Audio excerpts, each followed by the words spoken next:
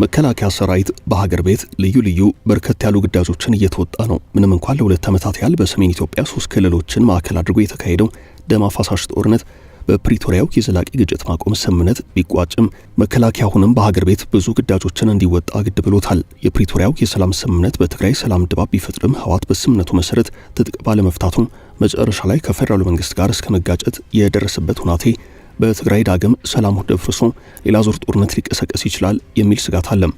ተመድ፣ የአውሮፓ ህብረት፣ የአፍሪካ ህብረት፣ አሜሪካም በኢትዮጵያ በሚገኘው ኤምባሲዋ በኩል የሰመኮ የፖለቲካ ፓርቲዎችና ብዙሃን መገናኛዎች የፌደራሉ መንግስትና የህወሓትን አዲስ ወታደራዊ እንቅስቃሴ በስጋትነት እየተመለከቱት ነው። ከዚህ ውስጥ የዘ ኢኮኖሚስት ዘገባ አንደኛው ነው። የወሬ ምንጩ እንደ አሶሲኤትድ ፕሬስ ካሉ ብዙሃን መገናኛዎች በማጣቀስ በጠለም ተከስቶ የነበረውን የመንግስትና የህወሓትን ግጭት ብቻ አይደለም ይዘገበው፣ ይልቁንም አዲስ ጦርነት ሊከሰት እንደሚችል የሚያሳዩ አሳሳቢ ወታደራዊ እንቅስቃሴዎችን ያመላክተው። ወታደራዊ እንቅስቃሴው በመንግስትም በህወሓትም አለ ብሏል። መንግስት ወደ ትግራይ አዋሳኝ አካባቢዎች መከላከያ ሰራዊት ማንቀሳቀሱን ጠቁሞ ነበርም። ህወሓትም በተመሳሳይ ጦሩን ማንቀሳቀሱን በመጠቆም ሁለቱም ወሳኝ ቦታዎችን ለመያዝ እቅድ እንዳላቸው ተናግሯል። በርካታ ግዳጆችን እየተወጣ የሚገኘው መከላከያ ሰራዊት አዲስ ወታደራዊ እንቅስቃሴ እያደረገ መሆኑ ተሰምቷል። ዘ ኢኮኖሚስት ባወጣው ዘገባ እንዳመላከተው ከሆነ መከላከያ ሰራዊት ወደ ትግራይ አቅጣጫ ከፍተኛ ስምሪት ላይ ነው። ከዚህ በኋላ ህወሓት ባወጣው መግለጫ የፌደራሉ መንግስት ከፍተኛ ሰራዊቱን ወደ ትግራይ ማንቀሳቀሱን በመግለጽ የጦርነት ስጋቱን ገልጿል። በመንግስት በኩል በጉዳዩ ላይ እስካሁን ምላሽ ባይሰጥም መከላከያ ግን ወደ ትግራይ አቅጣጫ አዲስ ወታደራዊ እንቅስቃሴ እያደረገ መሆኑን በርከት ያሉ ዘገባዎች ያመላክታሉ። አዲሱን የመከላከያ ሰራዊት ወታደራዊ እንቅስቃሴ በተመለከተ የሚወጡ አዳዲስ መረጃዎች ኮትሮ በዛ ብለው ይታያሉ። መረጃ ከሰጡት አካላት ውስጥ አብን አንዱ ነው። አብን የመከላከያ ሰራዊት ከተለያዩ የአማራ ክልል አካባቢዎች መውጣቱ ከባድ ስጋት መፍጠሩን በመግለጫው አመላክቷል።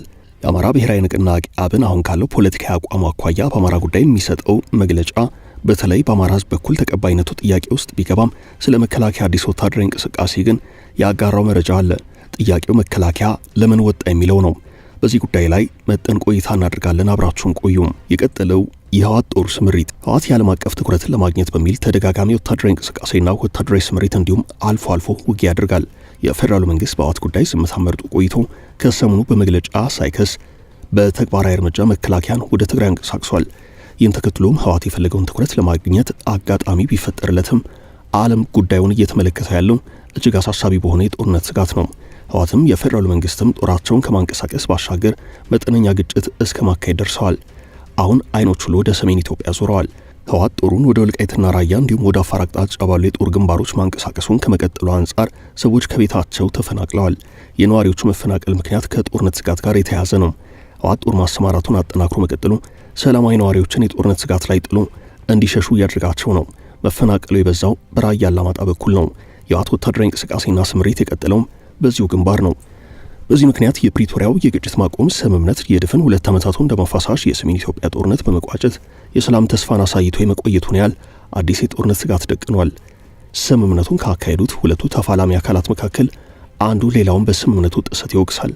ህወሓት የኢትዮጵያ መንግስት አዲስ ጦርነት ለመክፈት የጦር ኃይልና መሳሪያ ወደ ትግራይ ክልል እያጓጓዘ ነው ይላል። የፌደራል መንግስት ባለስልጣናት ለህወሓት መግለጫ እስካሁን ምላሽ አልሰጡም። መልስ እየሰጠ ያለው በተግባራዊ እርምጃ መከላከያ ሰራዊቱን በማንቀሳቀስ ነው። መከላከያ አዲስ ወታደራዊ እንቅስቃሴ ያደረገው በአማራ ውጊያ በአገረሸበት ወቅት ነው። በእርግጥ በአማራ ክልል ያለው ውጊያ አገረሸ በሚል ቋንቋ የሚገለጽ አይደለም።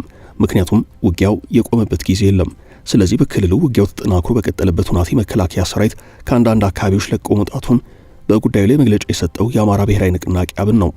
አብን በመግለጫው መከላከያ ሰራዊት ከተለያዩ የአማራ ክልል አካባቢዎች መውጣቱ ከባድ ስጋት እንደፈጠረ አስታውቋል። በአማራ ክልል የሚደረግ እንቅስቃሴ በሌሎች ኃይላት እየተጠለፈ መሆኑን በመግለጽ ፖለቲካዊ መፍትሄ እንዲፈለግ ጥሪ ያቀረበው ፓርቲው በክልሉ አንዳንድ አካባቢዎች ውጊያው ማገርሸቱን ዳግም ሰብአዊ ቀውስ የሚዳርግ ሁከት እየተከሰተ ነው በማለት አያይዞ በመግለጫው አመላክቷል። አብን በዚህ መግለጫው በአማራ ክልል ባለፉት ጥቂት ጊዜያት ታይቶ የነበረው አንጻራዊ መረጋጋት ከሰሞኑ ወደ ተባባሰ የትጥቅ እንቅስቃሴ መቀየሩን ገልጿል። በክልሉ የሚደረገው የትጥቅ እንቅስቃሴ የአማራ ህዝብ ትግል ማዕከል አልባ በማድረግ ጥያቄዎቹን ከስርዓታዊ ማዕቀፍ የሚያወጣ ነው ብሎታል። ይህም የክልሉን ህዝብ የሀሳብ መሪ የሚያሳጣ ተቋምና መንግስት አልባ የሚያደርግ ነው ሲል ተችቷል። የግጭትና የጦርነት ፖለቲካ ለአማራ ህዝብ መሰረታዊ ጥያቄዎች መልስ የማያስገኝ ነው ብሎታል። በክልሉ እንቅስቃሴ ያድርጉ ያሉ ኃይላት የሚደረገው የነፍጥ እንቅስቃሴ ጠላፊ እጆች እየበዙበት ነው ብሏል። በዚህ የተነሳ በክልሉ በትጥቅ ትግል ውስጥ ያሉ ኃይላት የሰላም አማራጭንና የፖለቲካ መፍትሄን እንዲቀበሉ ጥሪ አድርጓል። ፓርቲው አብን በክልሉ ይንቀሳቀሳሉ ያላቸውን ኃይላት በስም አልገለጸም። በተያያዘ ዜና የአማራ ክልል ሰላምና ጸጥታ ቢሮ በማህበራዊ ትስስር ገጹ ባሰፈረው አጭር መልእክት በክልሉም ሆነ በመላ ኢትዮጵያ የሚካሄዱ ግጭቶች አመራር የሚሰጣቸውና ሎጂስቲክስ የሚቀርብላቸው ከመቀለና አስመራ ነው ብሏል። ወልቃይትን፣ ጠለምትና ራያን ለመቆጣጠር ያቀደው ህወሓት ለአማራ ክልል ጽንፈኛ ቡድን የሰጠው ተልዕኮ ከውስጥ ግጭት በመፍጠር ወደ ድንበር የሚጓዘው መከላከያ ሰራዊት በየዞኑና ወረዳው ተወጥሮ እንዲቆይ ማድረግ ነው ሲል ቢሮ ወቅሷል። ከሁለት ሳምንታት በፊት በህወሓትና በፌዴራሉ መንግስት መካከል ግጭት መከሰቱ ይፋ መሆኑ በተሰማበት ወቅት የኢትዮጵያ አየር መንገድ ወደ ትግራይ የሚያደርገውን በረራ ማቆሙ ትልቅ ምልክት ነበረም።